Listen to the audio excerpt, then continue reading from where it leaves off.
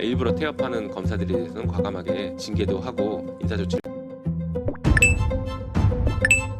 젠프께서 인사혁명을 선언하셨습니다. 대박입니다. 정부가 성과 중심 공직사회 전환을 위해 5급 승진 패스트트랙을 도입합니다. 실무 성과가 검증된 공무원을 조기에 관리자급으로 발탁해 국정 속도를 끌어올리겠다는 구상입니다. 강훈식 대통령 비서실장은 29일 청와대 브리핑에서 역량 있는 실무자들을 빠르게 관리자로 성장시키는 제도라며 패스트트랙 도입을 핵심 과제로 제시했습니다. 이어 뚜렷한 성과와 잠재력을 보여준 실무자들을 추천받아 철저한 실적, 역량 검증을 거쳐 조기에 승진시키도록 하겠다고 말했습니다. 이번 조치는 최근 비상상황 대응 과정에서 드러난 공직사회 한계를 보완하려는 성격도 있습니다. 강 실장은 지난 2달간 비상상황에서 정부와 공직자들은 숨가쁘게 달려왔다며 대전환의 시기, 국정의 속도를 높이겠다고 말했습니다. 정부는 관련 법령 개정을 통해 제도를 신속히 시행할 계획입니다. 강 실장은 급변하는 환경 속에서 정부와 공직사회의 역량을 획기적으로 도약시키는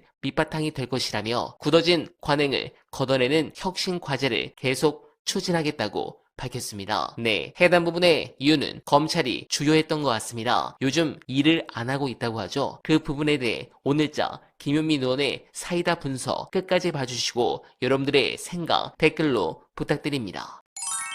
그동안 검찰개혁을 하면 검찰의 권한을 어떻게 분산시키느냐에 집중이 되어 왔는데 다른 한편으로 경찰의 관점, 다시 말해 수사를 전담해 왔고 앞으로도 전담하게 될 경찰의 관점에서는 이 검찰개혁을 어떤 모습으로 그려가야 되는지에 대해서 충분히 저희가 논의를 해야 된다라고 생각하고 오늘 그 매우 시의적절한 토론이라고 생각합니다. 경찰과 검찰의 수사권 가지고 이제 오랜 논쟁이 있어 왔고 사실은 국민들께서는 이미 결정을 하셨고 심판을 끝냈습니다. 거기에 따라서 정치권과 정부가 제도를 잘 설계해야 되는데요. 이런 논의를 할 때 꼭 등장하는 것들이 한두 가지가 있습니다. 가장 대표적인 게 검찰이 수사를 잘한다. 검사들의 수사 전문성과 능력. 이 얘기가 항상 나오는데요. 결론적으로는 허상입니다. 허상. 그들이 만들어낸 대표적인 거짓말이에요. 검찰이 수사를 잘하는 것처럼 보이죠. 왜냐하면 영장 청구권 독점하고 있고 자기 마음대로 인지해서 수사할 수 있고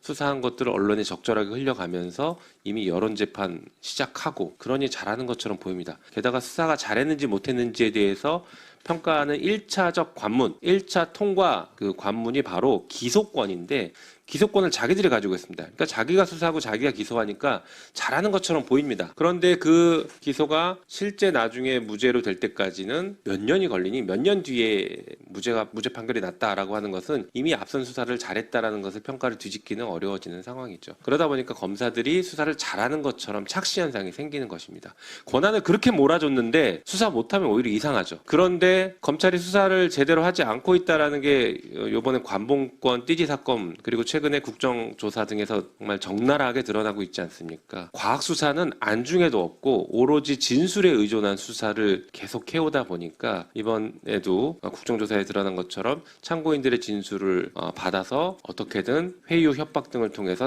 허위 자백을 만들어내는 것에 모든 역량을 집중하고 있습니다. 그리고 관봉권 띠지 사건에서 뭐라고 합니까? 검사들은 초동수사를 나가도 지문 채취를 하지 않습니다. 지문 채취하는 방식 자체가 아예 없습니다라고 합니다. 이게 수사의 가장 기본 아닌가 싶은데 지문 채취를 안 하는 그런 수사기관이 무슨 수사기관이라고 말하는지 이해할 수가 없었습니다. 그래서 그 검사들이 수사를 잘한다, 검사들의 전문성이 있다라는 것에 대한 허상을 우리가 인정하고 그건 허상이다. 수사는 수사기관이 전문적으로 할 수 있게 해야 된다. 전문성을 키워줘야 된다라는 관점에서 접근을 할 필요성이 있다고 생각합니다.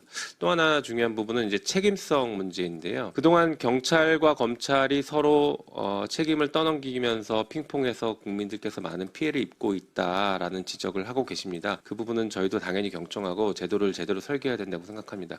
근데 여기서 우리가 잊지 말아야 될 게 바로 수사의 책임성입니다. 수사의 온전한 종결권을 경찰이 다 가지고 있고 수사가 잘 됐건 잘못됐건 그 책임을 온전하게 경찰이 다 져야 된다라고 하면 경찰이 지금보다 훨씬 더 적극적이고 책임감 있게 수사에 대해서 임했을 거라고 생각합니다. 그리고 경찰 조직 내에서도 그 책임성을 부여하기 위한 다양한 조직 개편들이나 어떤 인력 재배치 뭐 이런 것들을 재설계를 했을 수 있다고 생각하는데 그러지 않고 여전히 수사의 사실상 종결권이 여전히 검사에게 있다라는 인식들이 서로 있다 보니까 종결에 대한 수사에 대한 온전한 책임성을 경찰한테 우리가 부여해주지 못한 부분이 있다고 생각합니다. 그래서 수사 기소가 온전히 분리되면 수사에 대한 모든 책임은 수사기관 경찰이 진다라고 우리가 분명하게 선언을 해주고 그 책임을 어떻게 제대로 잘 지을 거냐라는 제도 설계를 함께 고민을 해야 된다고 생각합니다. 그래서 수사에 대한 책임성 그리고 여기서 같이 논의가 돼야 되고 우리가 고민해야 될 것이 검찰이 검찰개혁 이후에 초기에 이 검찰개혁은 잘못됐다라는 것을 온몸으로 웅변하기 위해서 직무해태를 할 가능성이 매우 높습니다. 이미 지금도 직무해태들을 하고 있다라는 얘기가 여기저기서 들려오고 있는데 공소청과 중수청으로 분리되고 국수본이 수사를 전담하는 이런 상황들이 이런 이제 구조가 실제로 현실에서 돌아갈 때 검사들이 초기에 일부러 태업할 가능성이 있다라는 것을 염두에 두고 정부가 그렇지 않게 만드는 제도 설계도 필요하고 필요한 경우에는 일부러 태업하는 검사들에 대해서는 과감하게 징계도 하고 인사조치를 해야 된다고 생각합니다. 네, 공감합니다. 청문회에 불려나온 검사들의 그 오만방자한 태도를 보셨을 겁니다. 여러분, 만약 경찰이 수사를 부실하게 하거나 조작을 시도하면 기소권을 쥔 검찰이라는 필터가 한 번은 그것을 걸러낼 기회가 있습니다. 하지만 기소권을 독점한 검찰 자신이 마음 먹고 증거를 조작하면 어떻게 됩니까? 브레이크가 없습니다. 일사천리로 기소되고 힘없는 당사자는 몇 년간 피말리는 재판에 지옥 속으로 끌려갑니다. 더 절망적인 것은 법원마저 그 조작된 증거를 제대로 가려낸다는 보장이 없다는 사실입니다. 앞서 우리가 수원고법의 편파 판결에서 보았던 말입니다. 그래서 지금부터가 중요합니다. 저들이 괴물이 된 이유는 개개인의 인성이 나빠서가 아닙니다. 수사권과